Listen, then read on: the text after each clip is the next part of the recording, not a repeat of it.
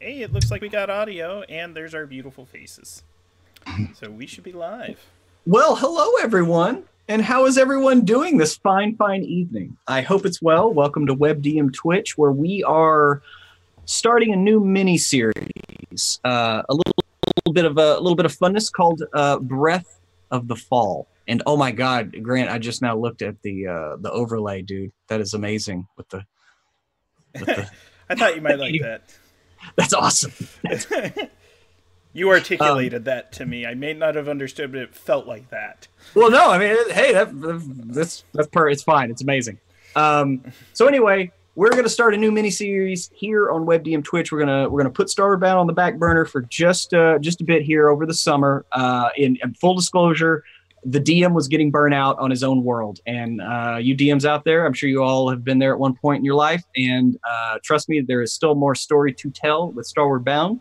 But we're just going to do this for, I'm thinking 8 to 12 episodes, 2 to 3 months. We'll see how long it takes, but no time, no rush. But we'll see. I want to get to sponsor Tabletop Loot. If you go over to tabletoploot.com and use WebDM15, you can get 15% off of dice mugs and t-shirts, much like this one here that I'm wearing this evening. And there you go. And the great folks over there, they do a lot for us. You also are going to get a little card and a little wooden pog, or it might be neon green, I think is the color. Anyway, nice inspiration token. You can use that at your table, or just use it to flip a coin. So this little ditty here is because I've always wanted to run Numenera because I'm tired of rolling dice. And one of the things I love about Numenera is the GM doesn't really roll dice. They just get to sit back and just like, scratch my belly or whatever. And so I really wanted to dive into this world because I do love the Numenera setting and the cipher system in general. It is one of my favorite systems and settings. Very stoked about the Arcana of the Ancients coming out for 5th edition, so more people can get a window into the world of Numenera. In the world of Numenera, you might ask, let's just have a brief little summarization of that, which is it is the ninth world. There have been 8 great civilizations that have risen of humanity, reached out to the stars and collapsed in on itself, only to give way to chaos and post-apocalypse, only to give rise to another. So that happened 8 times, and you were living in the shadow of the ninth. It is the debris and the detritus and the technology and everything left over from all of those civilizations. If you've ever read Jack Vance, Tales of the Dying Earth, I mean, it's that vibe. You could be walking through a forest and dealing with some gnomes one minute, and you cross over a ridge, and then there is a fully formed city with no inhabitants, but the electricity is still on. And it's just insanity like that. You might not want to go into that city. There's probably a reason why there's no people there. But this is the world in which we are going to be gaming here, specifically in a very, very small, very narrow channel of this. No one knows where the city of Aru, that is spelled A-R-U. The city of Aru is where the players find themselves. It is a hanging city. It is a city of salvaged parts, of secondhand technology cobbled together. The people here huddled together because finding safety in the ninth world is hard enough. So sometimes there are stragglers that kind of come through. But for the most part, if you are on the city of Aru, you probably were born here. People can leave. There is no rule against it. It is severely advised that you do not go down, though. You do not go down into the fall, as it is called. It is not a mere verb, the fall, or anything. It is a noun, capital T, capital F, the fall. People refer to it, oh, the fall took him, much like they would say the pox or anything else. It is one of the highest forms of mortality in the city of Aru. Being suspended over seemingly nothing, people aren't really sure what is down there. But what they do know is their city clings to the land of HEl-A. It is described as a grid-like work. It is basically a 17-mile in diameter grate. The metal crosses. You have about 2 meter by 2 meter gaps, and the inhabitants of HEl-A go out and scavenge. How do they do this, you might ask, in this very odd situation? There is a breath from below, a breath of the fall itself. And this breath comes like we would know the tides to come. It is an updraft of air that blows for about an hour, and then it stops for about an hour. And here on the ninth world, if I remember correctly, the days are 20 hours long. And so that means 10 times a day, this breath, this updraft comes up through the grating, and the people of Aru use this to move around. That way, with the breath blowing, you are able to glide and fly out and travel to the extent of the lands of HEl-A and collect scrap, because along with the breath, there is detritus, scrap, that comes flooding up, and it gets caught in this grating, and scrappers go out, they find pieces, ciphers, whatever it is, whatever they think that can help them or help the city of HEl-A itself, because they do know when the breath stops, the scrap will fall back below and it will not return. For the next breath will bring new scrap, and it is just the way that life is here in the lands of HEl-A and the city of Aru. At the extent of the lands of HEl-A, it is like I said, it's a 17-mile in diameter grate, and when you get to the edge, it has been explored, and it is a cylinder. It's a shaft almost running vertically. Below the lands of HEl-A, it is a form of steel concrete hybrid. It's a synthetic material. It's almost like this is some kind of shaft or tunnel, and there's a grating at the top, and then above that grating, above the lands of HEl-A, there is the tunnel up. It is a very dangerous place. It has an immense biosphere of flying creatures. The walls themselves have sticky mucus that will harden around anything it touches, trapping anyone trying to climb it to be picked off by a predator. There are various molds and fungus, some that try to creep down through the grating of HEl-A and into the city. And those tasked to defend the city, specifically by the High Council, are the Regulators. They work as city watch. They also work flying out and dealing with scrap, bringing it back in an official capacity. Although you do not need to be a member of the Regulators in order to fly out to scrap, being a freelancer is perfectly fine, but you don't have the resources and the backing of the High Council and the city of Aru. So that's up to the players themselves. But that is the general setup.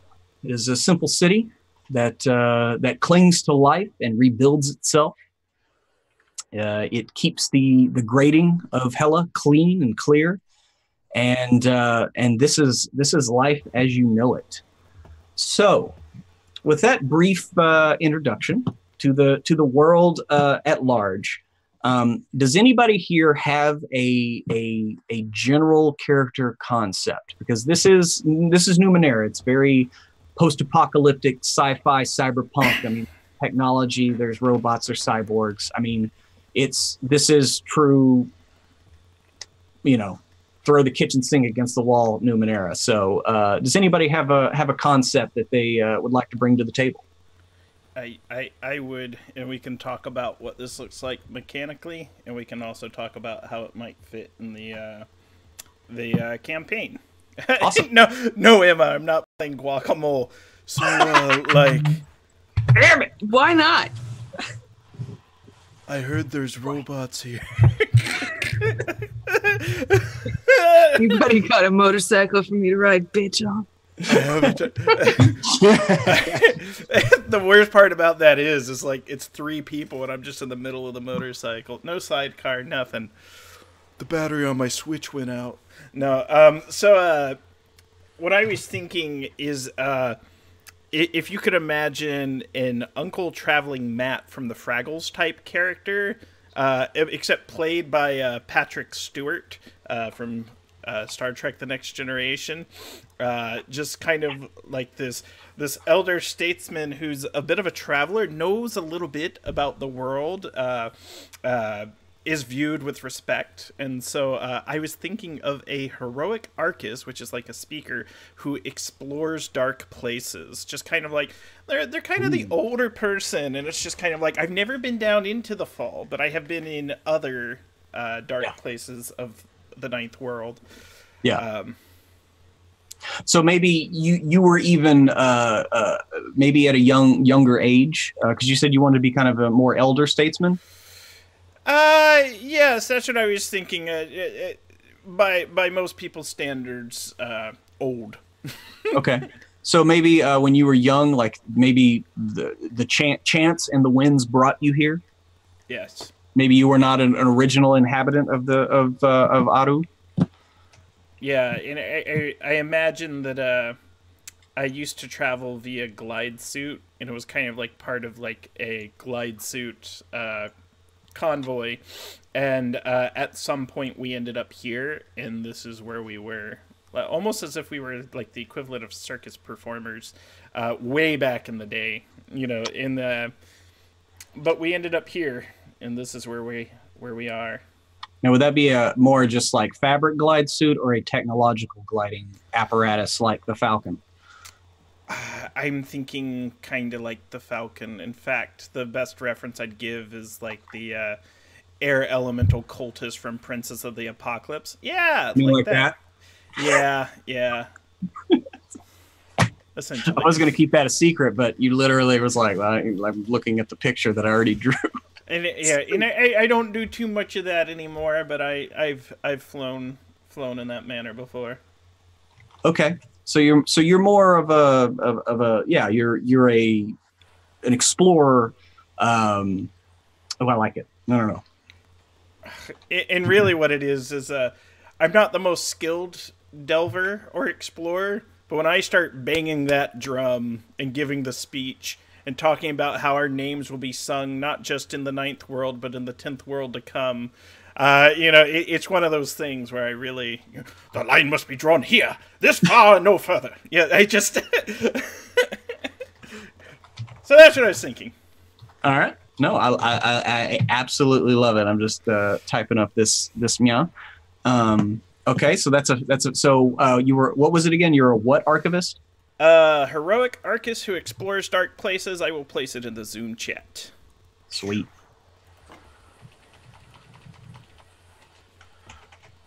Oh, ick. Stupid dyslexia. Sorry.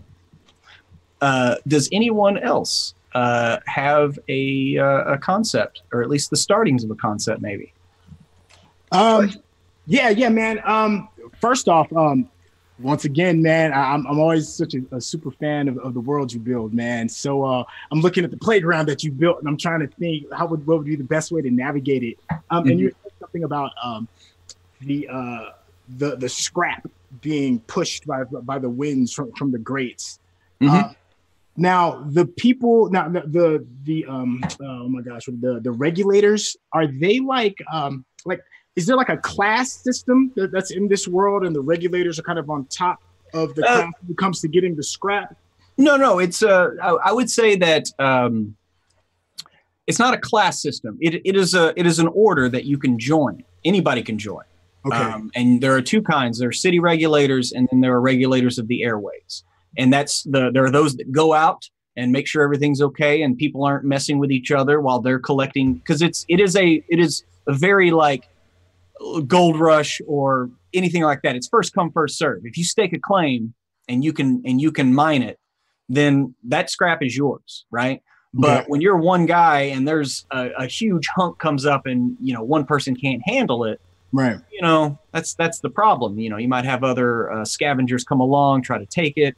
That's when you might call in the regulators and say, hey, I found a scrap, but I can't do this. Maybe you can help me. And then you have to split the profits, but still you at least get something, right? So they're more of just like either the City Watch or just like the Air Force or, whatever, like they are, but they are an official arm of the government that kind of, that runs Aru. And just so you know, the High Council is 5 members, and we'll get to them later, and they are drawn by lottery. Every 5 years, 5 new council members are drawn by lottery because they believe by this metric, the insurance of the society is the insurance of everyone, because everyone must be prepared to lead. So that's why education, it's a very communal, we're all in this together atmosphere for the most part. Of course, there are always going to be outliers in any society, but for the most part, it is a pretty self-reliant, self-sufficient. As long as the scrap keeps flowing through to keep the lights on and the parts repaired. Sorry, long-winded answer. No, I mean that's good. It filled in a lot of blanks. I was over here just taking notes as he was going. Cool. So I mean, if one of y'all wanted to be a member of the Regulators from the beginning, by all means you could. Like, no, I didn't. I wanted this character to have a relationship with the Regulators. Don't worry, we'll get to all that. Okay. I have 12 questions for y'all to help fill out the world. So we'll get to all of that funness in a bit. Okay. All right. Let me tell you where I'm at. Let me tell you what I'm thinking. I was thinking with a character with electricity and magnetism, really young, scarred and damaged as a result of their abilities. Wanted to, in my head, what I came up with real quick was wanted to become a regulator because their father, his or her father, was a regulator, and due to some tragic inciting incident, this power that he or she does have concerning electricity and magnetism, a disaster happens, and everyone around him or her is killed as a result of it. So this individual is wearing these scars and is kind of like known in the realm of the people that collect the scraps and aren't affiliated with the group, the ones that do it freelance, like you say. Yeah. So the only way that this individual is able to maintain a living is to use their abilities to grab bits of scrap. I guess we'll determine the power levels at a later time. To grab these bits of scrap to sell to sell at night. It's like a night dwelling kind of kid per se. Doesn't come out, doesn't want to be seen. Head always wrapped in towels, scarves, bandages, whatnot. And is still kind of secretly envious of wanting to become a part of the Regulators, but has no. Okay. So as far as a foci, you could totally do employs magnetism or rides the lightning. Either of those could fit that concept. You sound like you're leaning more towards magnetism. I mean, electromagnetism, magnetism, it can look however you want. Okay. It can look like arcs of lightning and stuff that pick up things. But that's up to you, man. Okay. Basically employs magnetism. I mean, there's a lot of metal around. So you basically will become Magneto if you choose that as your foci. Yeah, I do.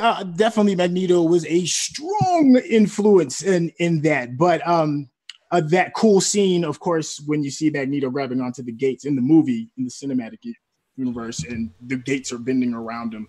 As a kid, it's kind of like almost that moment. So yeah, definitely a young individual, like 10, 11 years old, somewhere around in there. Okay. So you're thinking employs magnetism. Now, were you going to be wanting to be someone who uses your employment of magnetisms to supplement your fighting abilities? Say like a glaive or a fighter? Not a fighter. Not a fighter at all. Are you a vessel of your power? Like you are your power? Like you want to be like all powerful? No. The only if there's any all-encompassing thing of driving force is to just feel included. Mm-hmm. Well, I'm speaking more of just like how you employ your magnetism. Because if you're a nano, that's kind of like a wizard. So you'll be really good at doing your magnetism, and you'll have some other abilities that can also look like you employing your magnetism, like hovering and other items. Yeah, so you want to be like a pure spellcaster type. Yeah, it would probably be more spell. Yes. Yeah. So you're okay, like a nano. Yeah. Okay. And so then the last thing really is your descriptor. Okay.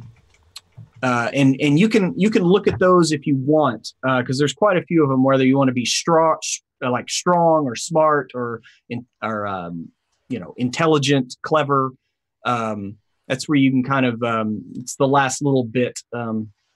Okay. It's analogous to I always have the analogy that it's kind of like backgrounds in D&D. It's just that little thing gives you a little boost, maybe a skill. All right, let me take a let me think on that, and I guess go to the next person, and I'll come up with something real quick. Sure thing. Emma, Kiana, do y'all have any concepts while all this is kind of getting hashed out? I have an idea. Okay. I have an idea, and I have written on my Zoom thing is to remind me not to go evil again, because I've been playing a lot of evil characters, and I don't want this to be an evil character, and so I'm prefacing it that way. I want to play somebody who was either in the Regulators or was in Regulator training and got washed out, and that made him go like full on conspiracy theory. Okay. I want to play somebody who's who probably does. They're like sort of like an ambulance chaser. Like they think that the Regulators know something that the rest of us don't. And what is all this? Like, we're just dangling on a fucking precipice, you guys. This is not normal. Like, what's happening here? And that he tries to follow them around. He scavenges for a living, but overall, he's one of these people who believes that there's always a truth that is yet to be revealed, and that there is always something that is not yet in their place. And so I was thinking in terms of the blankety blank blanks, I was thinking, come on, buddy, an obsessive Jack who makes something out of nothing. But I mean, that's on the money as far as punology and I know, right? Of the character. Yes. But hey everybody, it's Monk. He's back. But I still gotta play with that. But that's basically, hi Monk. Can I just play Monk instead? Yeah, you can play. There's not enough power. Stubborn asshole who chews chords and wakes me 20 minutes before my alarm every fucking morning. Oh no!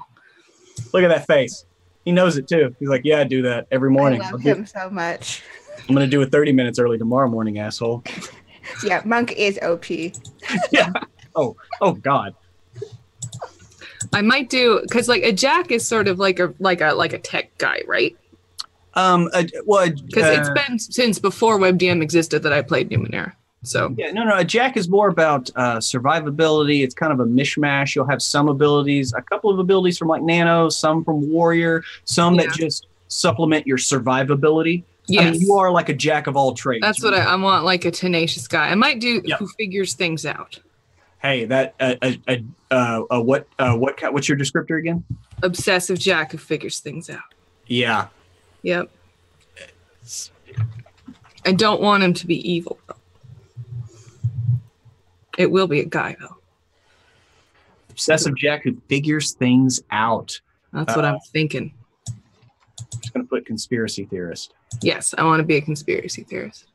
And I want him to be like too old for it to be charming. Basically my age now? No, older. Okay. Oh, I see what you're doing. Slightly older. I want him to be like Dennis Franz in NYPD Blue. So it means you're going to show your ass? No. That was my next thing I was going to say. Is no ass unless it's integral to the plot. Yeah, his ass showing was not integral to the plot.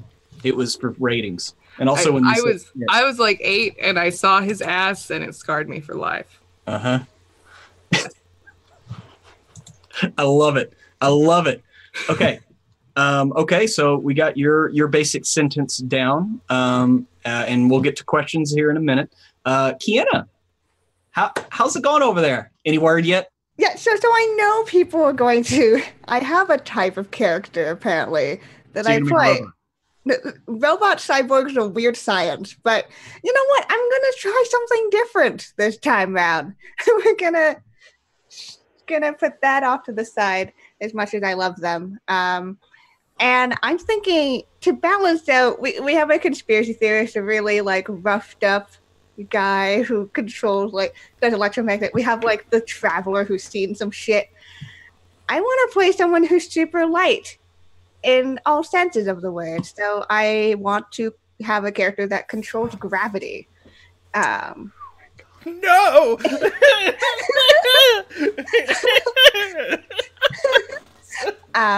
That's and awesome. I think I'm gonna go with a nano as like a way of using magic or other strange shit to just. We don't explain why they can control gravity. They just can. And I'm still thinking about what my descriptor is, but probably something along the lines of like jovial or charming or a people person who just doesn't seem to take much seriously. All right. Well, that's fun. Excuse me while I realize I've been sitting here with a green background. Yeah, and also think about it. When you're in a city that's literally floating above nothingness and, a lot of flying stuff, controlling gravity seems like it's super useful. Okay. There we go. That can represent the light that beams down from above certain times of the day here in the lands of HEl-A. So, wow, we're gonna have a nano who controls gravity and a nano who employs magnetism. Everything is gonna die. Like those are two of my favorite foci.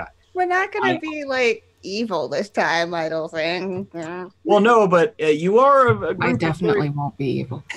Yeah, but you are definitely a group of powerful individuals. So I like that you have two mentals and two powered people. I don't know. Okay. So you're still working on your descriptor. I want to come back around to Trey. Yeah, I liked hideous because it kind of fits the Oh, buddy. I love it. That's a bold choice. A lot of people don't pick that kind of thing. So Kiana, do you have a general gist of like what you do, kind of like everybody, I think a conspiracy theorist, I think that they are a currently just the errand person. You need a random weird small thing done.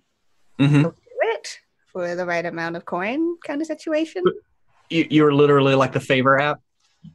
Yeah. Okay. Just do whatever. The thing is, though, is since you can control gravity, you probably will be able to fly of your own accord. Therefore, you are not bound by the normal constraints of a lot of people in the city of Aru, because they use various gliders. Some have some very simple powered, like flight suits, like Grant's character had. The problem is getting fuel is difficult. They've been able to manufacture certain synthetic fuels, but different technology uses different kinds of power and fuel sources. And so most people just reside or use gliders and just use the upward drafts because it's fairly, it's not terribly violent as far as a current goes. A lot of people choose very kind of parabolic courses where you go out in that hour of nothing and kind of dip down, and then you let the breeze pick you back up to where you want to go. So there's a lot of people that dip down into the darkness, but you don't ever go completely into the darkness of the fall, because that down there is super dangerous and very bad. Okay, so everybody has a general concept. Most sentences are complete. So I have some questions for the players, and we'll just go around one at a time. And if you have an answer, great. If not, we can come back to you. That's no problem at all. First, and I'm literally just looking at the Zoom chat here. So, Kiana, you're first here. Do you have family in Aru that are still alive? I think so. Mm-hmm. I think it's one of those situations of having just a lot of extended family and not a lot of very close family. So it's like maybe a couple parents, but like a very extended family that's kind of scattered across the city.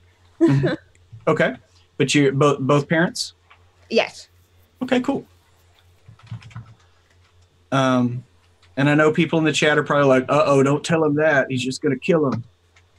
That's not true. Yes. If like, I'll tell Pruitt when something's a knife to stab me with. Yeah. After playing Invisible Sun and a few other games, I just took a few notes from all those and like, why do I need to build the world when I can just let the players do it? It incites investment in the world itself, and hey, we all have fun here. Trey, What's up? do you have any family in Aru? No, absolutely none. Okay. Were you born here? You have no family left? Yeah, born there. Definitely born there. Okay. Awesome. Emma. Yes. And Dennis Franz has he is divorced. He has So there's an ex-wife? three teenage children who really have very little respect for him. And a lot of cousins. It's like he's from the place. He's probably got a cousin almost everywhere. I imagine the whole family is like a regulator family, and he's very much the black sheep. Oh yeah, a lot of cousins in the Regulators. Got it. I'm sort of considering whether or not I should do a Bostonian accent, but I don't think I'm going to. Please do. I don't know. I gotta practice it a little bit. Okay. I have an all-seeing eye behind me now. You can't see it all the time. I saw, yeah. No, I see it. It's there. Let me. All right. It looks like I have a little beehive hat. Alrighty. And Grant, now we've already established that you're not from Ottawa, but you did say you came here with some people. Do you have family here? I do. I have a niece. So you have a niece, and she, I would assume she traveled here with you, like in the kind of the flight group? So she's my brother's daughter, and she has survived. He has not. We're a little older, but I stop in and check on her.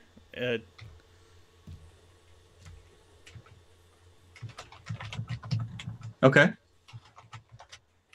Alrighty. Now, this will cause some divisions in the family, maybe. Back to you, Kiana. Who is your absolute most favorite person in the city of Ottawa?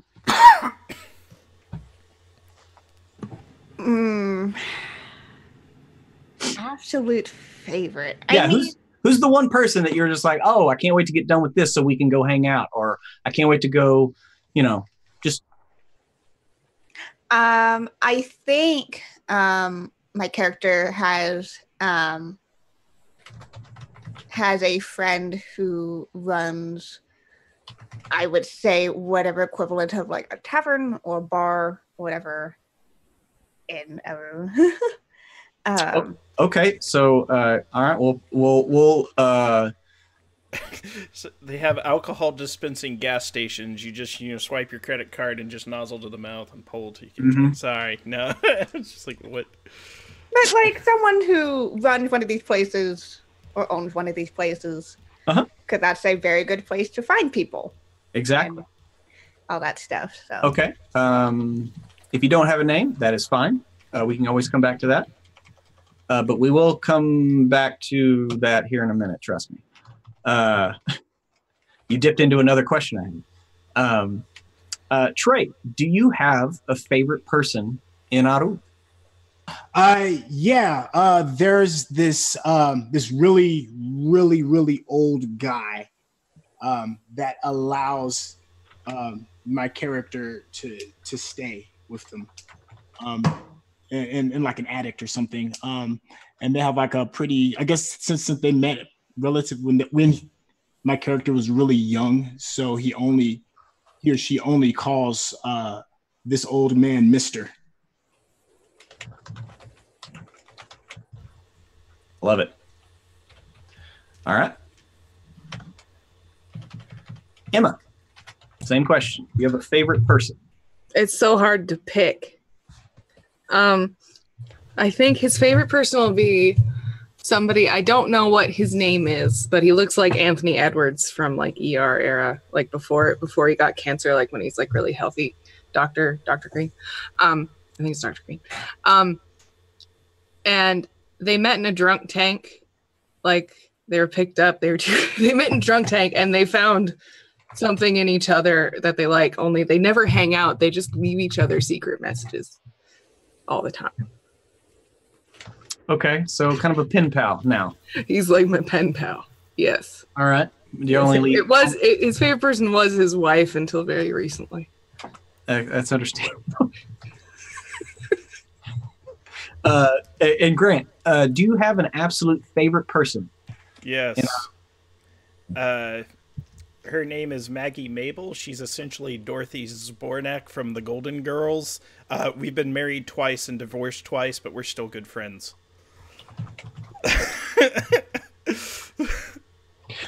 Twice divorcee. Just Beatrice Arthur is my favorite person. But still friends. Yes. I love it. Okay, now, Kiana, do you have an enemy or a rival in Aru? I don't think anyone that they know of. All right, that's a perfectly viable answer. It's always the ones that you don't know that are the most dangerous. Yeah, I think that they don't see how they could have pissed off anybody. So okay, I love it. Trey, same question. Any enemies or rivals? Can I have two? I've got two. You let me know which works best for you. Hey man, give me whatever you got.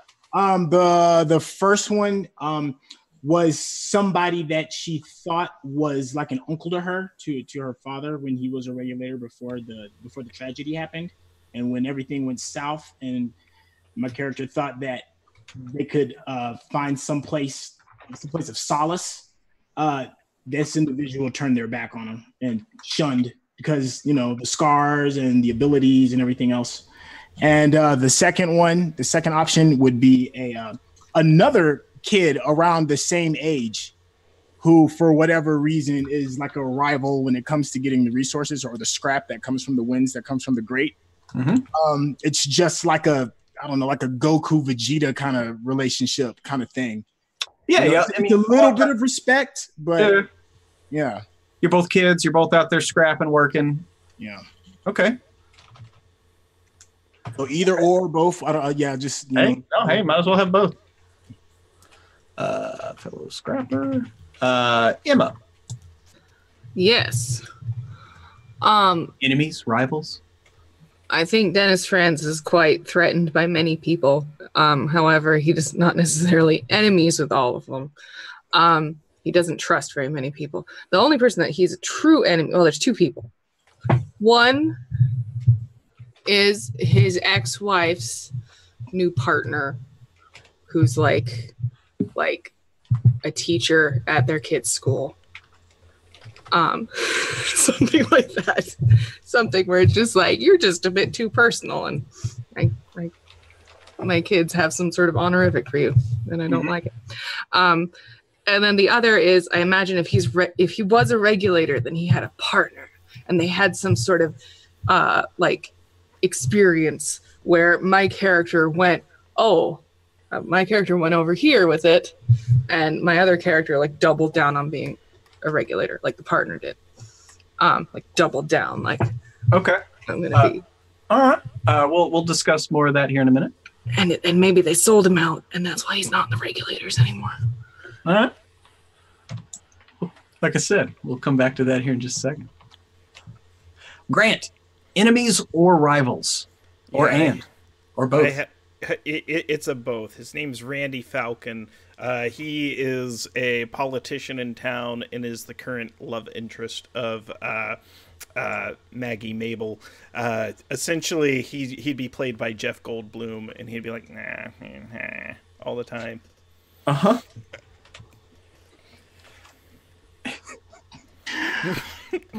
Man, I love this. Okay, and so that's Randy Falcon, and the other.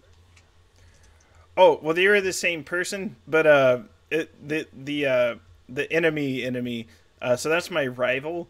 Is he hires a group of children to taunt and torment me every day when I'm like weaving and spinning my yarn, like I tell my tales. He gets a bunch of naysayers to come up and be like, no, you've never gone into those dark places. It's like, but I have. But they're like, no, you doddering old fool. And every now and then they steal my hat, which is my favorite possession. So he basically hires trolls to come and troll you during your speeches? Yeah. And hecklers? Wow. They're hecklers. What an asshole. He is. He's the worst. Absolute worst. Okay. I love it. Youths. Okay. There's youths that walk the streets and pick on me. Youths? Youths. The hell is a ute? Okay. Back to Kiana. Who, if any, is someone that you have lost? Whether it be to the fall or to natural causes, which is kind of a rarity, but it does happen. But yeah. Or thing is they could have just left. There are people like I said, people are allowed to leave, and people leave like all the time. The thing is you never see them again. Even those that say I will be back, whether they go down or they go up. Yeah, I think my character had an older sibling, an older sister, who left one day, saying that she would come back with stories about the outside world. And this is a very important question. When she left, did she leave into the fall or did she travel upwards? Traveled upwards. Okay.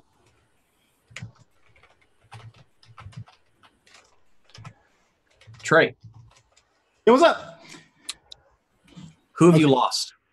Yeah, the catalyst was I think I'm gonna go with the little boy. Would be his father. And his father died saving the person that the uncle figure, the one I just talked about. Mm-hmm. Yeah. Your rival or your yeah. No, not the rival, not the little kid rival, but the one that he thought was going to take him in when everything went bad. Yeah, so to rub salt in the wound even more. Yeah, her father, who was on the scrapyard, some accident was about to occur. He saves him, and as a result, he falls. I guess it's gonna be like one of those like kind of like those Batman moments where he's hanging on a piece of scrap metal, and it's in that moment that his powers are awakened to try and pull him back up. But he's a boy with power he doesn't understand and just wasn't strong enough. And so that sacrifice of just letting go, and he was the reason why he died in a sense too, because if he was stronger, he would have been able to save him. Okay, so your character's father passed away. Yeah. And he saved the uncle that turned his back on you. Yeah. Gotcha.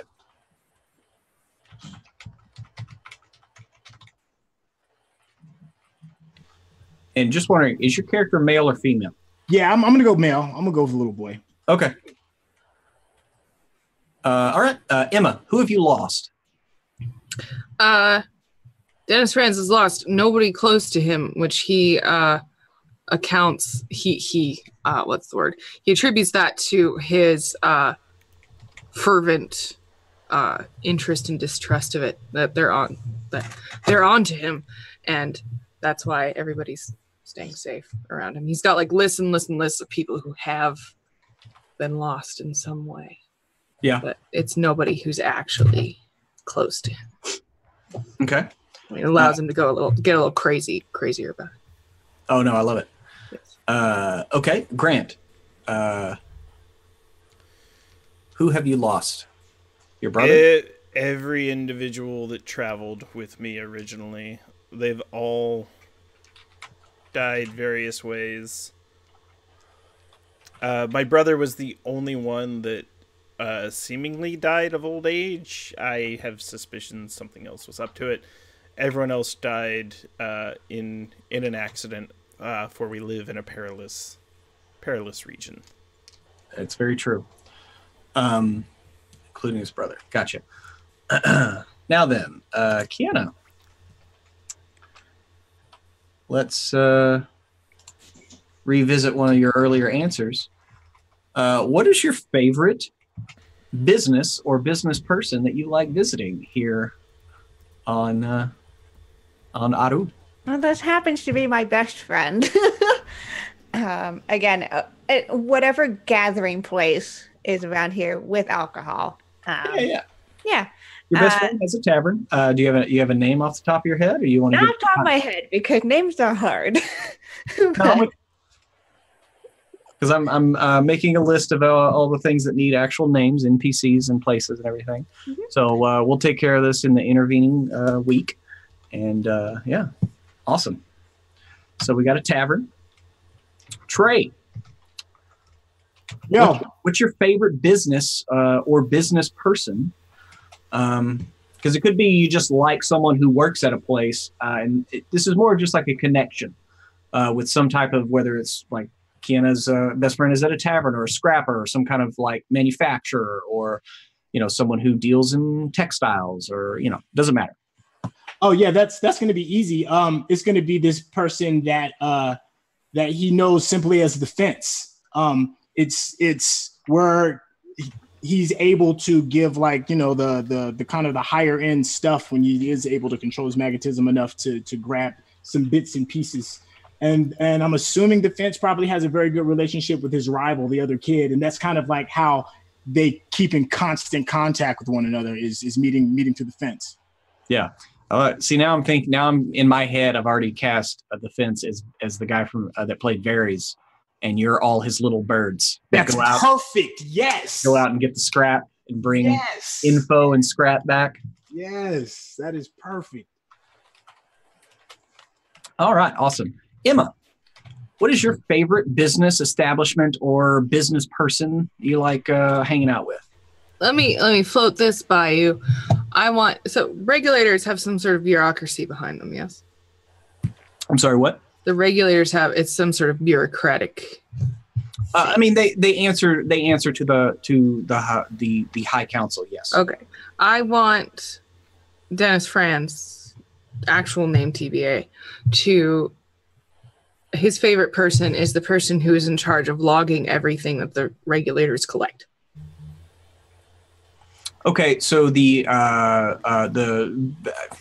it's not really the quartermaster, but that's what I'm thinking of calling something like that administrator, whoever that person is. I want it, the person who if it's a police department, the person who's in charge of the evidence logger.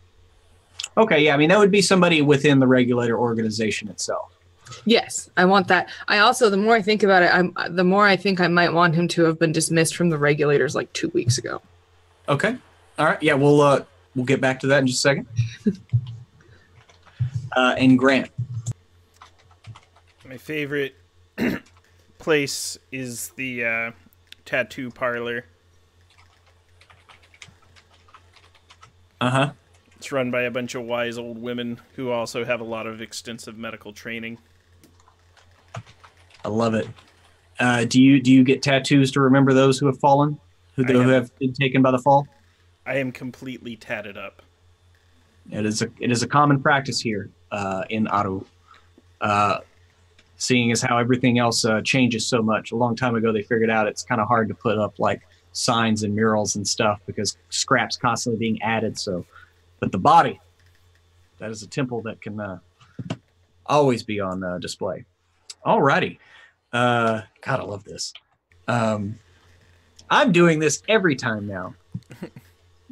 Kiana, what, and this is different than the previous one, what is your favorite leisure spot in Aru? It could be like a ledge overlooking the reclamation facility. It could be anything, you found a safe spot on the top side of HEl-A that has a beautiful view that certain times in the day when the light opens up, it's just like, it's like a beautiful sorry, I'll shut up. I've been thinking a lot about this world. Sorry. No, yeah, I think you kind of took the idea out of my head. Someone who controls gravity, and she's also, I think they're always, wanting to be above things and wanting to be high up. And so I think there is that one spot on top of the grade. And I think at certain times of the day when the light does shine through, have kind of fun seeing like where their shadow gets cast down on the city and kind of just hopping around through there. I think just generally speaking, like the top part of HEl-A, where they generally know where the sunbeams do come down. Yeah. No, that's perfect. In the light. Trey, what's your favorite leisure spot? Where do you like to just chill the fuck out?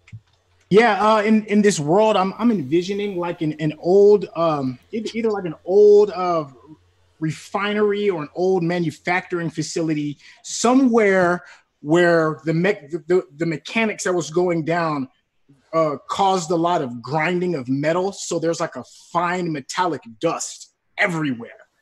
And it's enclosed is how I'm envisioning it. So it's kind of half protected by the gravity in the wind, so it doesn't all blow away in a sense. So he goes there when he was first learning his powers, because the dust is so fine and small, he could actually manipulate the dust. I love it. As his powers have increased, he can do greater things with the dust. This metallic dust can, I don't know, maybe shield him, form weird things, but it's his place of peace. Yeah, it is not outside the realm of possibility. If you wanted just an old abandoned like manufactorum or manufactory, because again, things go out of use. There's no real reason for it. Maybe it's an old technology. They found something better. Like, why create stuff by hand when all of a sudden a maker like flies up and everybody can start having, it's things like that. So yeah, you could have an old abandoned, factory that, they used to make bits and baubles or whatever you want. And yeah, now it's kind of just your little playground. Okay. Yeah. That's what's up. I love it. Emma. Yes. Okay. My character's name is Zenith Dance.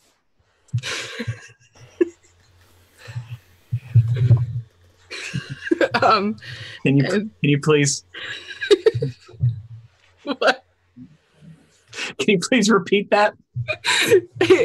Zenith, Zenith, like Zenith, Zenith Dance, and his favorite place to go was, so he's got lots and lots of cousins, and I imagine that they have like the they own like the Regulator bar. And yeah, it's like a VFW kind of I kind of want it to be called the dance hall. The dance hall? Yeah. No, it's what it's called. Yep. Regulator only bar. The Regulator, that was his favorite hangout, and it still is. Only now he has to like Just hide in the back. He's not allowed. Dance hall. Yes. I'm sorry if this is too silly. It won't be that. No, are you kidding? Calm it down eventually. Are you kidding? Don't worry. Once everyone dies, it doesn't matter. Exactly. I mean, Grant. Sorry, that's what I meant to say. Grant, it's your. Do you have a favorite leisure spot? I do. It's kind of like an upside down treehouse library. It's very comfy, very cozy, very organic shaped. You know, not harsh chairs, beanbags, pillows, couches, layers, like the Egyptians did. We just sort of lounge around. Yeah. It's a reprieve from the cold metal exterior of the rest of the city. It's a nice place to actually relax and read a book. I love it. Looks completely out of place. Yeah, I mean, it could be a thing where maybe either you brought with you or you found some actual wood, and you have like a wooden table there, and you have maybe the only wooden table in the whole fucking city. Like, yeah. Anyway, all right. This next one's gonna be fun. Kiana, what is a secret of Aru or HEl-A that you know? So this would be something that is truthful. But what is a secret that you know?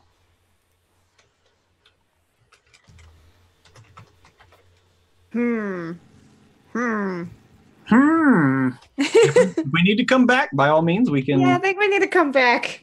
Okay. I've gotten first in all these questions, and I need. Okay. No. We'll mix it up. Trey, we'll start with you. Trey, what is a secret of Aru or the lands of HEl-A, the realm of HEl-A, that you know? You muted, man. Sorry, but before I say this, just so I can get a really good idea of the city. Now, is the city whatever the force is that's pushing the winds up? Is that also what's holding the city up, or is the city like connected to the ground by that pipe that you were talking about? No. It's connected to the grate, and y'all hang down from the grate. Okay, and what is the grate? And the grate goes all the way down to. No. The grate is horizontal. It's horizontal. Or in a vertical shaft that is 17 miles in diameter. 17 miles in diameter. Mm-hmm. There's a grate that extends over the entirety of the shaft. Above the grate is a diverse biosphere. It's very natural. And below it, though, the walls are made of like rock concrete or like steel concrete. Some kind of. That was going to be my next thing. Okay. I'm taking a liberty because you didn't really say what I can and can't. Well, I'll step in if it steps into the realm of I mean. Okay. I will just just hit me with it. What do you got? Okay, so the secret that my character knows is that the structure that's holding everything together, that metal is different, and it's either different because it's too old, or it's different because it's just different. It's a different kind of metal.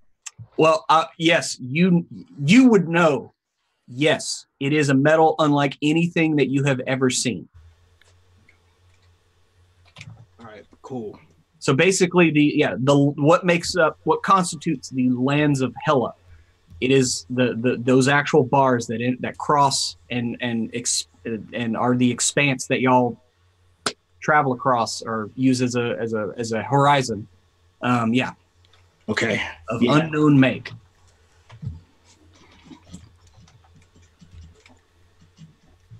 Emma.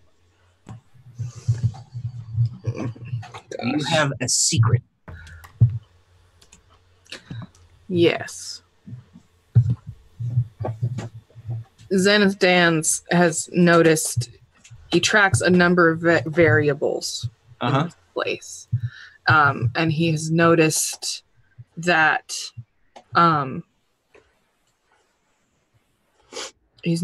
people in different sectors of the city, as organized like radially around it, have different things that happen. on different levels, but like each little radius like that, like maybe like people in one little radius, he can predict like people's like rates of certain diseases based on where it is they live radially or something like that. Okay. Yeah. Like Picked up on that there are or if you'll let me, like that there are like a number of patterns that way. You have noticed, yes, because the city itself looks like it grew out like the spokes of a wheel, right? Yeah. It started centrally, and you can tell if you look the metals that it's made of, it has been added onto to a certain point and then down, and even going down, there are certain metals that it's made of. So so you've just noticed that with certain materials, certain the ages of certain areas, there are different mortality rates for various diseases. I was also trying to think if it was something that has to do more with the breath.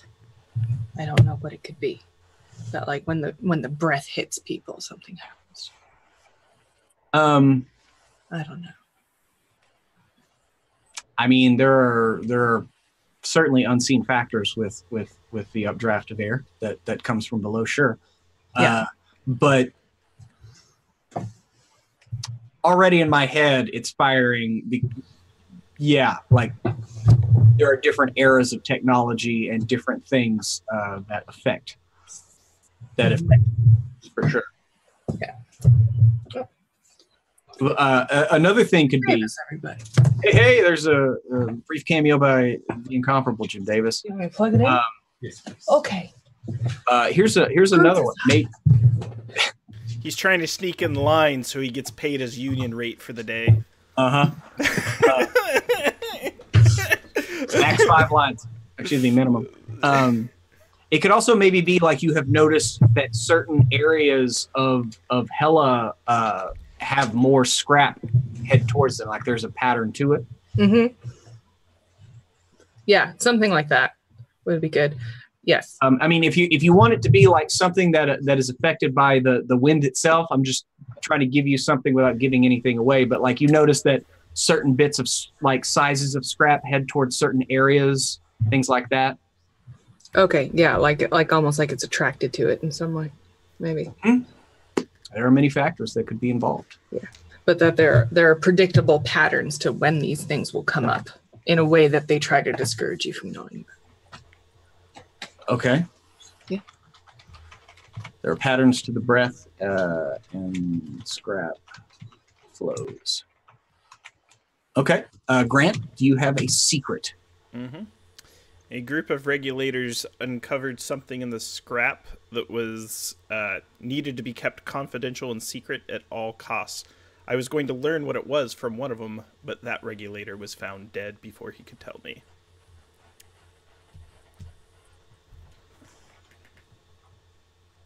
So all I know is they found something.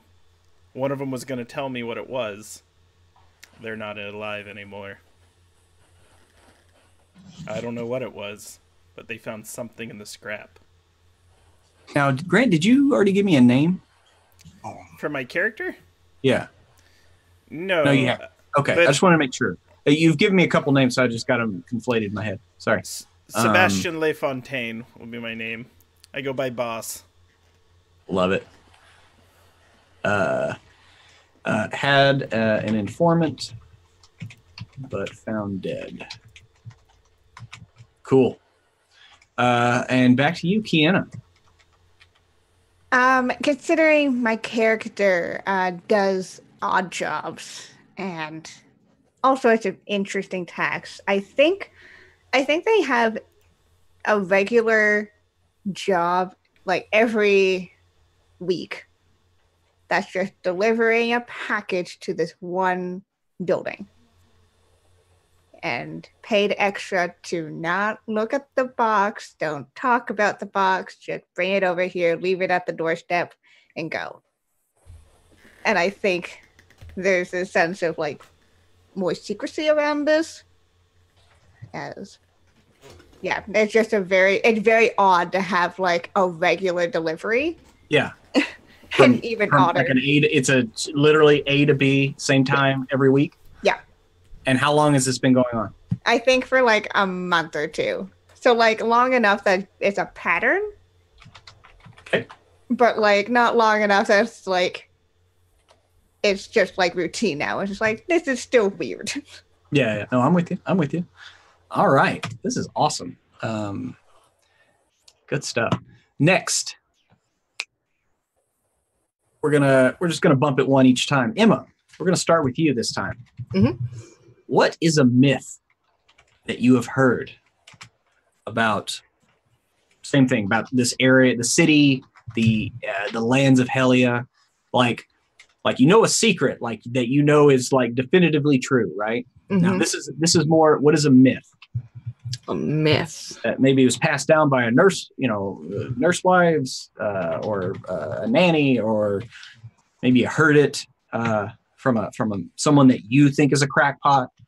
I think little kids are told a story that if they don't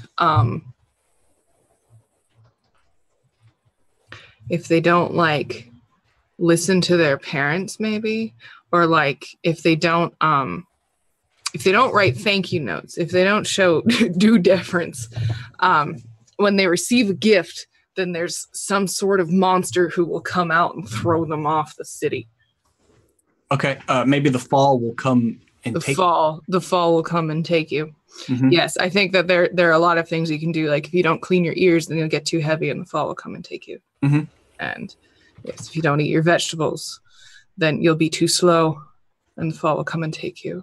Yeah, I love it. Yes, it's the boogeyman. Yeah, no, I mean, it really is. When you live with something that long, it has its own, it is an entity. It is not just. Yes. Zenith Dance he never told his own children about that because he thinks it's scary enough. Oh yeah, I would think so too. Looks like Grant's. Grant, what is a myth that you have heard about this area? Ooh, okay. A myth I've heard is that this is where the angels come to cry. The angels actually exist and actually travel the earth. However, they stopped coming here because of the, quote, sins of the people. And that sin has been covered up. And many say that the constant scrap that blows over our community is symbolic of the covering of that sin.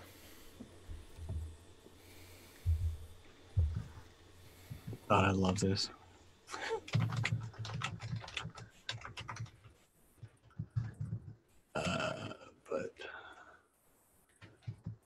Okay. Got that almost done. Kiana, what is a myth? I think that long ago, this city, I think there's this tale that the city was once built for people who could, kind of similar to angels, but those who had a gift of flight. You're giving me a look there.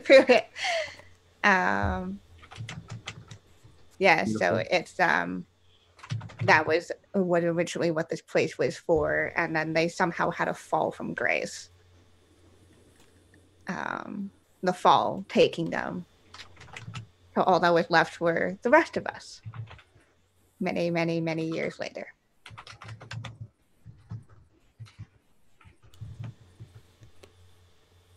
Love it. Trey, what is a myth of this place? The lore for the people that this small community of independent scavengers that come and grab the stuff in order to do this for a living. I was thinking about like those the people that were on the skyscrapers during like when the Empire State Building was built and stuff, and they had like Native Americans doing it because they were so brave to go out on these scaffolds and stuff, knowing that they risked all in order to make this monumental thing. I was kind of envisioning like that kind of culture for people that put everything on the line, knowing that if they fall, that it's going to be instant death. So how do you like motivate somebody to do that? So I think in the myth that he's been told is that the fall is actually a blessing.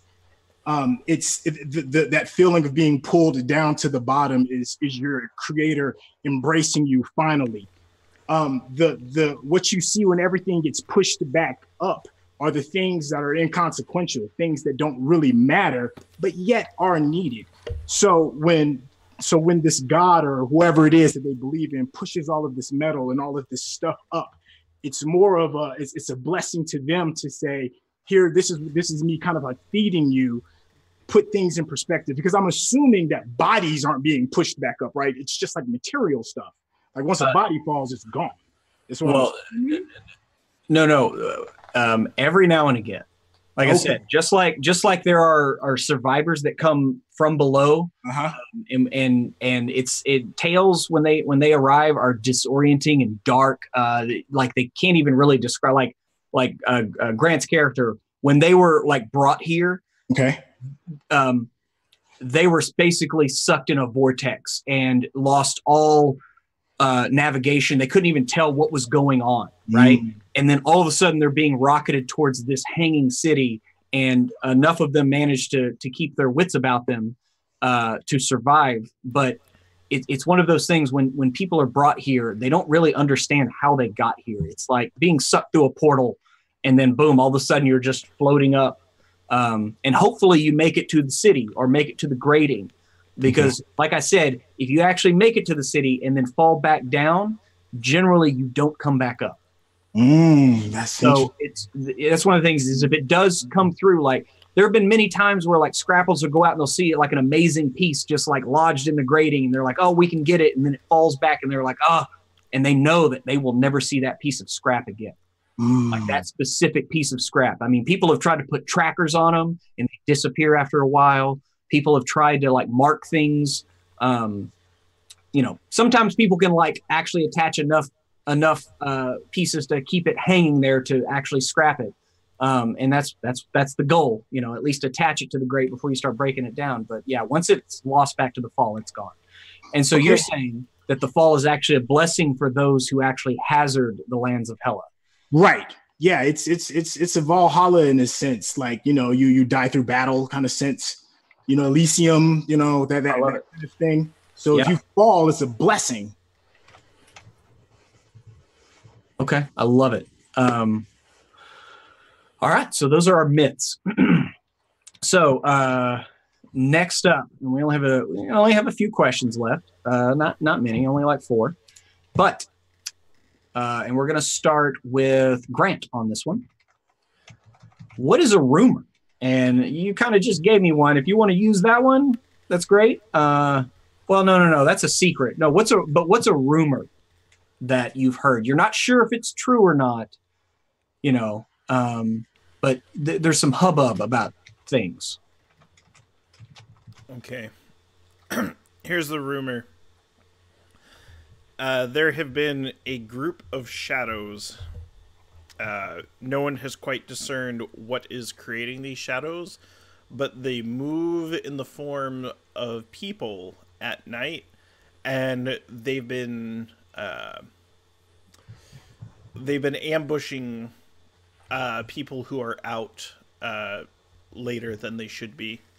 So no one's quite too sure how they are. It's not the punk kids that pick on me. No one's quite sure. No one has distinguished who they are. Okay, but a group of shadows. I love it. All right, Kiana, what is a rumor? A juicy bit of gossip. Something, floating around the watering hole that you like to frequent. I think there is a rumor that somebody has been trying to sabotage the structural integrity of the grate. No.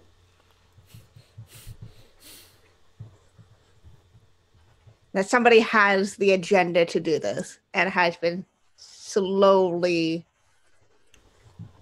sabotaging it. Awesome. Yeah, Isis, what's up, girl?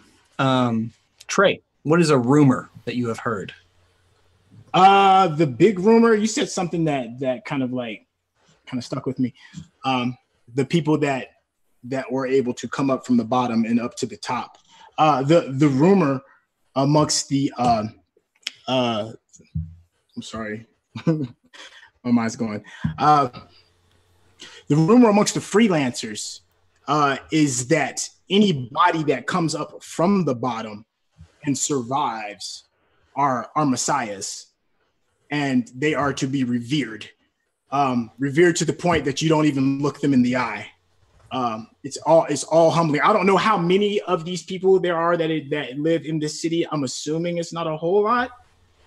No, compared to the people who were born and raised here in Aru, no, it is not a whole lot. It would probably estimates are anywhere from like 2,000 to 4,000 people live here. Mm-hmm. People aren't really sure. They've never really taken a census because it's like, who cares? And I haven't really thought about it. But 2,000 to 4,000 people generally, and you would think that like not even 2% of them have come from the outside, like survivors. Like I would say this, you would know about Grant's character's group, a group of people that survived, because generally when someone comes up, it is a single person that maybe survives. They're in maybe some kind of shipwreck or something, and it's a pure miracle that they survived. Mm. So the fact that Grant's group all had these flight suits is the only reason why you think that they did. And so, yeah, I would say that you know about his group, whether or not you actually know him or not. Right. Personally, I leave that between y'all. Mm-hmm. But I will say that, yeah, you would know him. And so I do love that. So anyone who comes from the fall is a messiah. Right. It should be greatly revered, highly respected. Okay. All right. And Emma, what is a rumor? There are rumors that children under the age of 8, when they are trying to go to sleep and they're in their bed, can hear a song from the fall, can hear something singing to them, saying that it misses them, and if they jump, they won't be hurt. And some people say that at school in the daytime, these little kids are working on a song to sing back.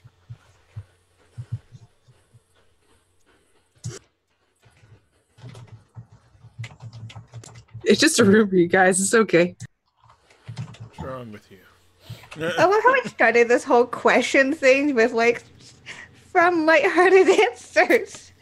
Hey, Dorothy Spornak. You give people enough time, they find the dark places. Ask Grant. It's his literal class. Oh. Okay. I'm a plumber. So, wait, no. Come back, bulletin point. All right. Back to the top, Kiana. This will be interesting for a lot of you. Have you ever had a run-in, good or negative, with the Regulators? Whether in the city or out in there, like, have you had a run-in with them? Absolutely. Like, when you have somebody who's doing random jobs and can fly without needing to have, like, the restrictions of the gear. Oh, yeah, there's absolutely times where, like, someone, you know, my character, I finally decided to name, Xenia, was in the wrong place at the wrong time, just happening to be holding the wrong thing on a job. Mm-hmm. And that had led to a whole incident with the Regulators who were looking for, you know, a criminal that kind of matched this general, like, you'll find them here at this time doing this thing. Gotcha. And what was that name again? I'll put in the chat, but her full name is Xenia Bunny. One of them, one of them Bonnie girls. Bunny girls. Wee bunny lass. Wee bunny. Okay, so it was more of a, you were helping a friend, but you didn't know they were committing a crime, and you got caught? Probably. And like, absolutely had no idea. It was just like, what do you mean? Like, yeah. It was just a job. I had no idea. Tried to like finger gun their way out of it. Yeah. Okay, so I would say doesn't work great with police officers. So in that case, committing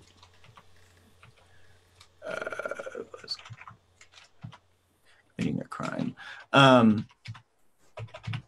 Sorry, I should try to like not type and whatever time. Committing a crime, got caught. So what is your relationship now is they watch you a lot, or? Yeah, probably not. Like, they have me on a list somewhere. It's not like they're constantly surveilling, but like, you know, if something were to happen and Xenia happened to be around that place, they're gonna pin her first. Right. Yeah, you're on a list for possible repeat offenders. Yeah. Got it.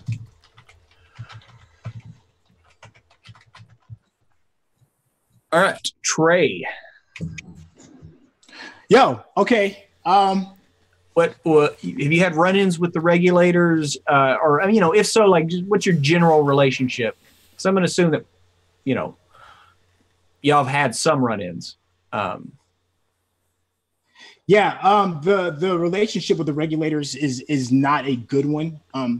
So anytime that they see him, it's a problem because they think that his beliefs with the God embracing you from the fall and all that, it sounds like a religious zealot. Like he's kind of like him and his family and everybody else are kind of like nuts that believe in this, and that may or may not have been a reason as to why this accident happened with her father. And because before he falls, because he knows he's about to embrace this death, is not like screaming and hollering, but like he's peaceful and he's almost happy. And that just creeps a lot of people out that don't believe that. Mm-hmm. So it's almost like a fearful kind of thing. So anytime that he is around any of them, it's almost like you're dangerous in a sense. You're crazy. You're one of those people. Yeah. Okay. No, I'm with you. Your ideology is quite dangerous. I got it. Yes. The people of Aru have had run-ins with religious zealotry in the past. You know, there have been various uprisings, breakaways, things of that nature. So, you know, I like it. Emma. Totally fine relationship with the regulators. You were a regulator until 2 weeks ago? Until 2 weeks ago. Yes. Love it. Something happened. I think he was very like, you know, it was a family thing for his whole life. It's what you do when you're a regulator. And he got into it and he was like, oh, it's not everything it's cracked up to be, but I'll do it because I'm doing it for my family and for this city. And my city. City. And he slowly saw all these people like getting corrupt. Like, oh, they rough up the non-regulator salvagers. Okay. Yeah. No. Hey, that's gonna happen. Yep. Maybe. So you saw corruption from the inside. Saw corruption from the inside, and something happened 2 weeks ago where I saw something like too major. Like I don't know. Okay. Well, I'm sorry, but I think this should probably be tied into Grant's thing from earlier. Mm-hmm. Yes, I do too.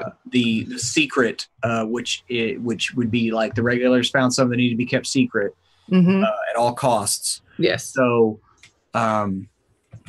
maybe something with that. Yeah, maybe something went wrong. Somebody fell who shouldn't have. Well, his informant did die, so maybe You started asking questions about that, and that's why they gave you the boot. Too many questions. I was going to file a report about it.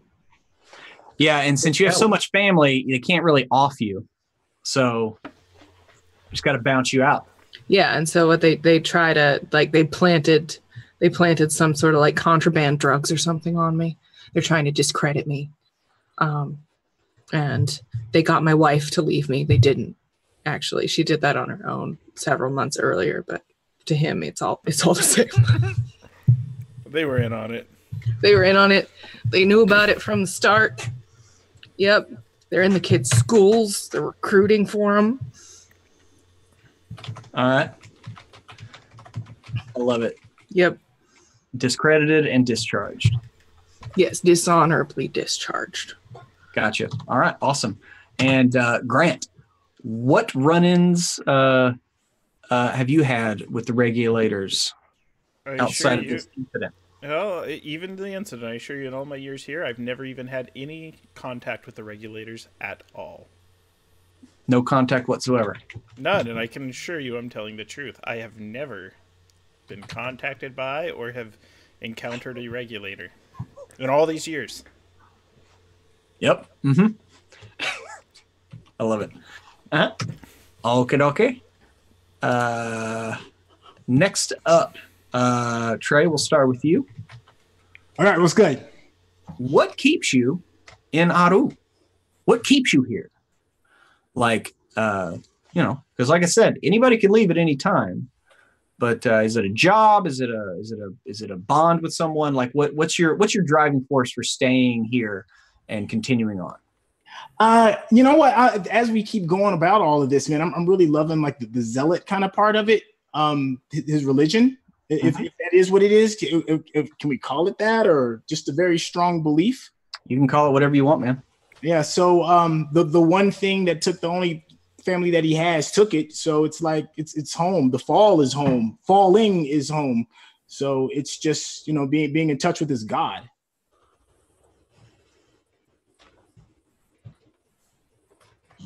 Being in touch with the fall. I love it. Emma. Yeah, he needs to stay there because he has 3 goals. One is to reveal the corruption of the Regulators, earn back the respect of his children, and get his wife back.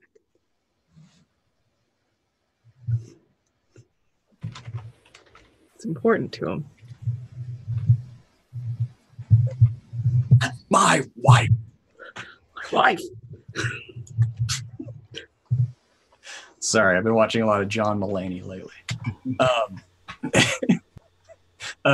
Grant, what keeps you in Aru?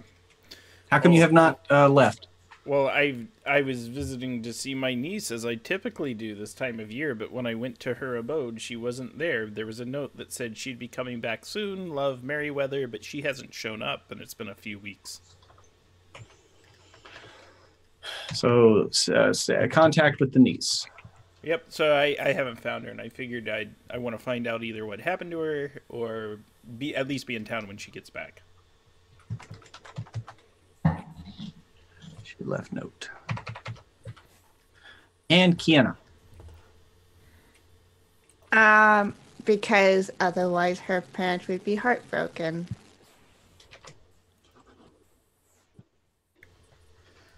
But you have thought about leaving. Like No, yeah, absolutely. But her sister left and never came back. And she saw what that did to her parents.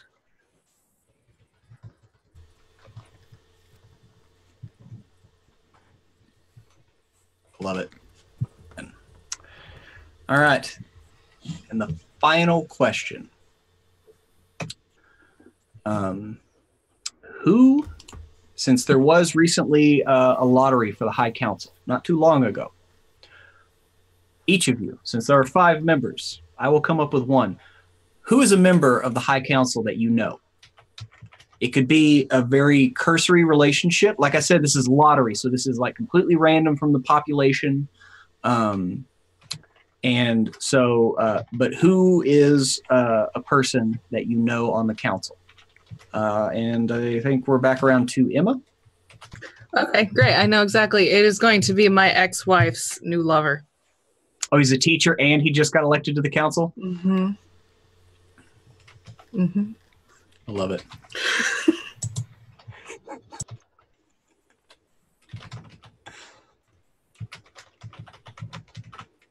Let me guess. He's like a really good guy, right? Or is he?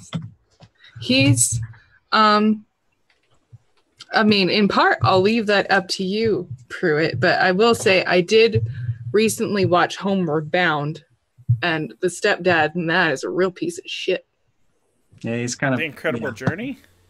Yes, the incredible journey that wouldn't have happened if he had actually accepted the entire family as they are with the animals as well. It's very true. The dick. It's very true. Grant, who do you know that just became a recent member on the High Council? My tattoo artist. Your favorite tattoo artist? My personal one. She's great. Your personal She's on the tattoo council. artist? Yeah. She's the only one that I let touch me. Like, because the other ones are lazy. Awesome. Kiana, same question. I think a merchant who owes Genia one for a favor that she did for them. So you have someone on the council who owes you a favor. That's Yo. See, everyone out there, that is how you get back at the DM. Like, yeah, fuck, if you're just gonna have me make it up, they owe me money. I start rich. I'm rich. Sorry. Trey, last but not least. Yeah, man, I want to give you enough room to play with, man. So it's going to be either a person who is also considered to be a zealot, that is a part of his small circle, of his family circle that believed in the fall god theory, or the exact polar opposite, somebody who's staunchly opposed to it, opposed to the point that it would be dangerous for him, for his family, and or people that believed in the same thing. So, ooh, I kind of like that. I mean, again, this is completely up to you. So would you rather it be an ally or kind of an antagonist? Because if that were the case, I would probably do somebody who was kind of up higher rank in the regulators, somebody who's maybe had a couple of run-ins with your family, gave you the stern talking to, and hangs out way too much and keeps too close of an eye on you. And then one day, boom, he's in power. And so, okay. I mean, I like that, but I also like the idea of one of your, someone in your parish or whatever you want to call it. Mm-hmm. Actually, that's the proper word for it, considering that. Friction is more fun. Friction is definitely more fun. So, yeah, don't I know? Oh, sorry. Yeah. I don't remember. So a former regulator. He now looks exactly like Daniel Stern from Home Alone. It's killing me. Not Dennis Franz.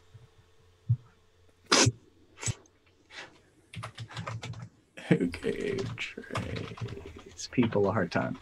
Okay. And then I will come up with the last of the council members.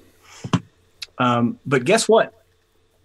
That is everything that I have as far as questions. So we got some NPCs, we got some connections, we got some foes, we got some rumors and some myths and some places, some ideas of what's there, but whether that's fact or fiction or rumor, I mean, who knows? There's been so much flying around here tonight. So what I want to do right quick is to go around to everybody one at a time and just like, what's your general idea? What do you like? What do you hope to see? And also, if you have any questions about or anything about the setting, this is the time to ask that. And like I said, we'll just kind of go around.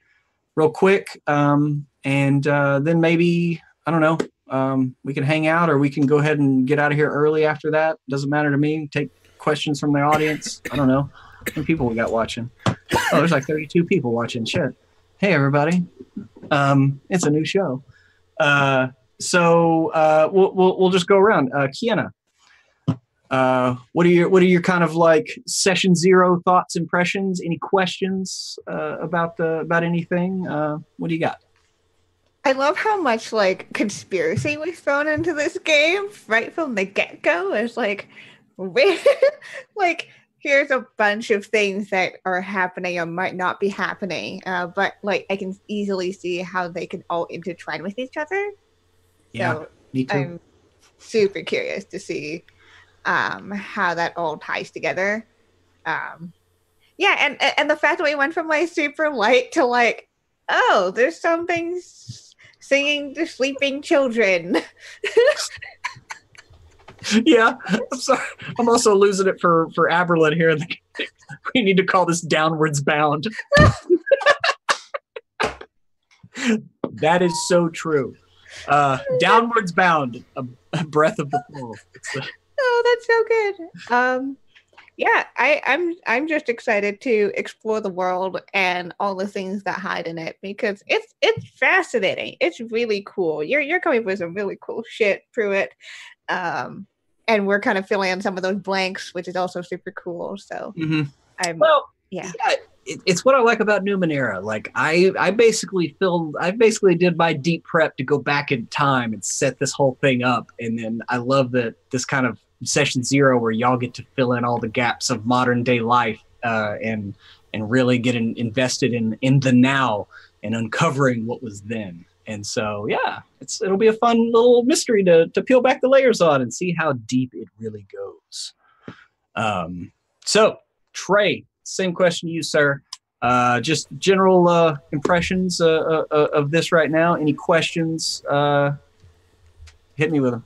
Oh man, you know I love this stuff, man. We can sit and rap about this all night, man. It's a dope world that's been piecemeal together, and I just love the inclusion. How everybody gets to like, put a piece of themselves into the world, man. It's an investment for everybody. This is it's absolutely incredible. Like I said, I could really talk about it all the time. I mean, everything from the economic structure of the people that are freelancers to the people that patrol and do it for real, to why is it a 20+ hour day? What happens during the night, during those 4 hours when time is going down? Why is nobody really looking up during this entire discussion? Nobody really had a conversation about what's going up. And is that like a cultural thing? Is it like a denial thing? The history of the belief from this zealot-like belief that this small group of people have, is it something that's been recently introduced? Do they even know where it came from? I mean, I could really go on for like ever, and I don't want to just kill the vibe with me asking tons of questions. I'm just really that excited about seeing something in my head that I've never seen before, and there's just so many cool ways to go about it. I mean, the way the characters have been created, they're all unique in their own way, and they all got their own different passions. I think you've built a winner, man, and I'm fired up, man. I think this is gonna be really dope, like really, really dope. Like nobody's talking about what's going on up top. Nobody. We've had like an hour and a half of just talking about falling and everything else, and like, why is that like a culture thing? Like, I mean, I know we just did it to do it, but if people jump into the story of it all, like, is that a thing? Well, I mean, really cool. Like I said, man, people have left, and they have left going up. They have flown straight up. There's a shaft that extends an unknown distance. You cannot see actual sky. When you see light, it is light that is filtered through some kind of like a tunnel that is bent, so you can't actually see an exit. But you can see light filtering down, right? And so people have left. But like I said, it's one of those things where no one, either direction, that has ever left has ever returned. And so that is, that's what keeps most people there. Like they have this city that they're born into, and there's, it's kind of like why do some people just live in BFE and they have this town and they know a giant city is 20 miles down the street, but they want to stay where they are because it's what they've always known, right? That's what most people are. And so that's the thing, is that's what this is there's this thing here, and there's a group of people, the Regulators, that are very committed to what they do, keeping their airways clear, and everyone else does kind of the same thing, or they do some kind of service industry, or they make something. There is an economy. There's a thing in Numenera called chits. The type of currency that is used in Aru is a series of small square like crystals. There are 3 different colors, meaning 3 different denominations. You can kind of think of them as pennies, quarters, and dollars a little bit. But they are just like red, blue, and green. And anybody who has ever analyzed them, they are like some kind of they're all uniform. There's a ton of them. They kind of just flow around the city. They're sometimes found in debris and detritus. But that's what people use here. And they for lack of a better word, they kind of look like just little buttons, little square buttons that are a little bit like a Jolly Rancher is about the dimensions of them. And they're like very light, but they're very hard to destroy. Like if you look at them under a microscope, they are a constructed thing. They are perfectly constructed, and ultimately like something between glass and metal. And that's why they're like really hard to destroy. And that's why people use them as money, because like, why not? They hang around forever, and it's something to say, hey, this is worth this many of these things. So when people do trade in like a currency, that's what they use. Some people prefer barter, straight up, ciphers for ciphers, scrap for scrap, things like that. But there's a lot of places that do accept these chits. Okay. Actually, I don't think I'm using the right word for Numenera, but I like calling, Shins. Chins. That's right. I like chits though, because I watched that episode of Rick and Morty recently, Chits and Blips.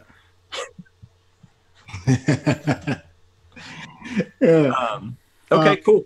But yeah, but trust me, half the questions that you asked, Trey, are the mysteries that will be revealed. So we'll get. Oh, I thought of my character's name. Real quick. His name is going to be Tai Wu. But everybody around, well, the people that are part of his group that believe in the same beliefs he has, he's known as Tai Wu the Risen. And that's actually an insult to be called the Risen. Oh, love it.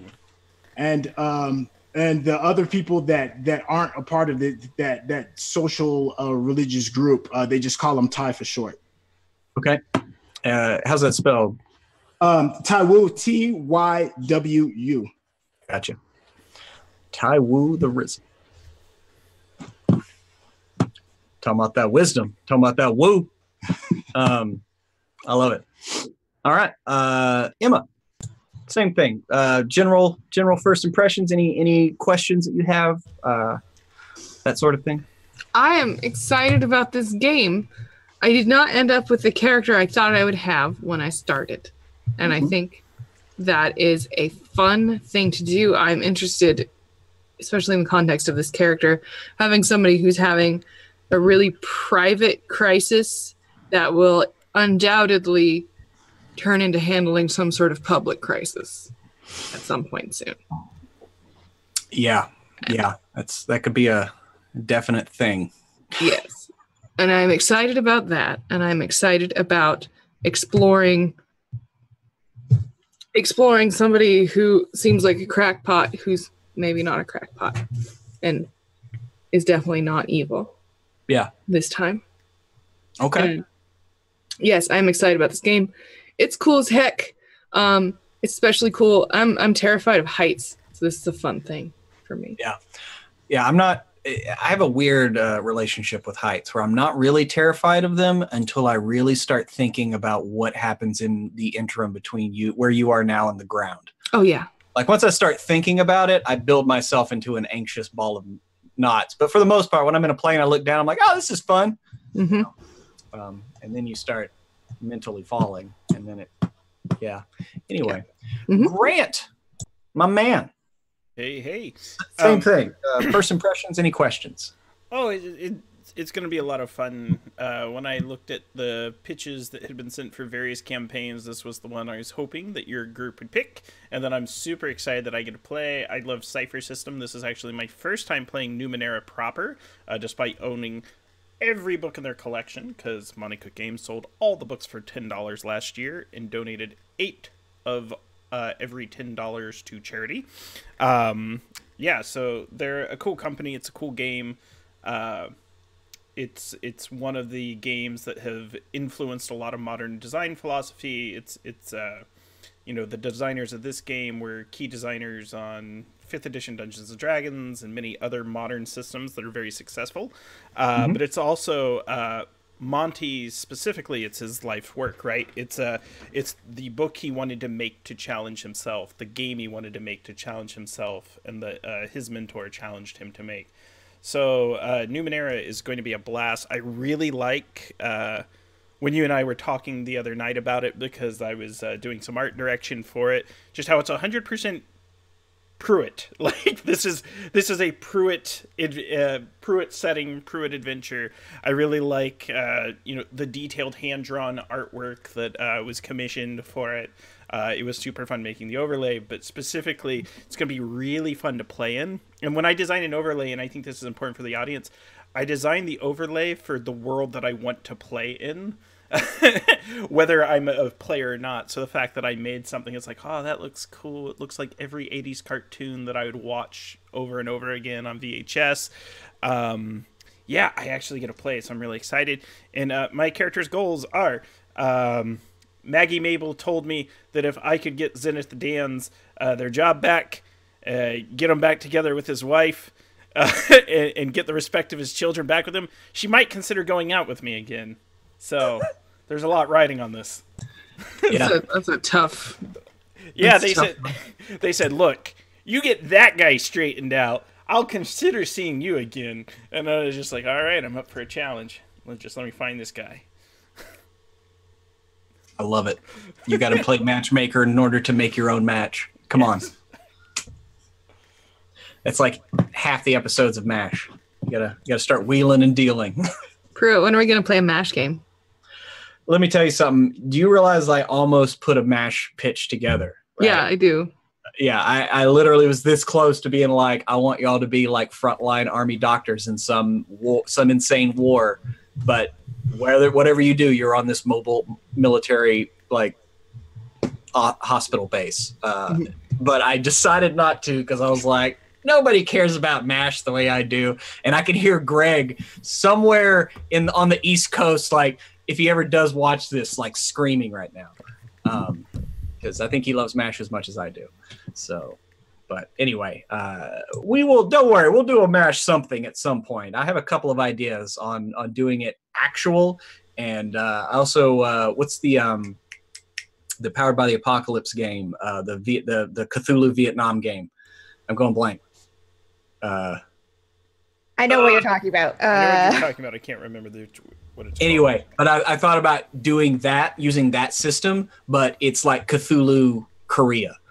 But it would basically be the same. Like, y'all would pick which MASH character do you want to play in an alternate version of MASH. Radar. Cthulhu monsters, and like, so somebody would play Radar, and somebody would be Hawkeye, and someone would be Houlihan, and don't be Blake, because by the end of the 3rd season, nixed. Anyway, spoiler alert, by the way, if you are not caught up on MASH, think the limits and terms have expired on that. But anyway, so that's really all I have. So I'm gonna leave it up to cast and crew. Y'all wanna duck out a little bit early, or do you wanna continue to chat about anything? Because I could just as easily go watch an episode of Chernobyl. Because you should totally, to anyone listening now or on YouTube later, if you haven't watched Chernobyl by now, what is wrong with you? It is literally the highest rated show ever in the history of TV shows. So you should watch it. Oh, I'm on it tonight. Tonight. And be warned. Be warned. It is fucking chilling. Anyway, sorry. And it might have also been an inspiration to this game. You know what? That's not good.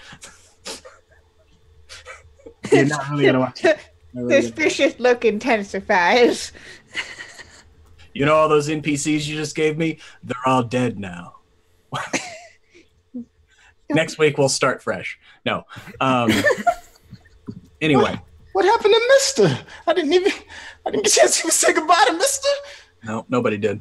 That's the whole point. Don't be rude. It happens. First you're here, and then you're gone. And that's the way life is. Above the fall. Anyway. Dun, dun, dun. So anyway. Yeah, I was just looking at chat here. I don't see any questions right here. I'm all for cutting it short a little early tonight. We've been here about 2 hours. This has been a great session 0. I'm very excited to get all this info in some kind of working order because I can already see many things that tie together from everything that y'all have given me. By the way, I think my personal favorite are the myths. Holy shit, the myths are going to be so awesome. So anyway.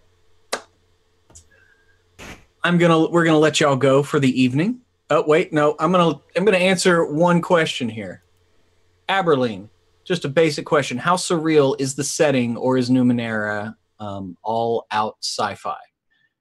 It is all out everything. Like it can be anything. It can be as sci-fi as you want. It can be as fantasy as you want. It can be as low tech. It can be as high tech, and that is what I love about it. Depending on where you are, it's just fucking like Grant, you just stole the word from my mouth. It is just fucking weird. And that is the point. You can have cyborgs wielding long swords, defending in an iron castle from a completely automaton dragon, saving his genetically enhanced princess, who is the last vestige and the last human that actually lives on this planet. Like that could be it, you know. Or you could just do Conan the Barbarian in Numenera, just straight. He's just a human who goes around and goes in mines and places and steals shit.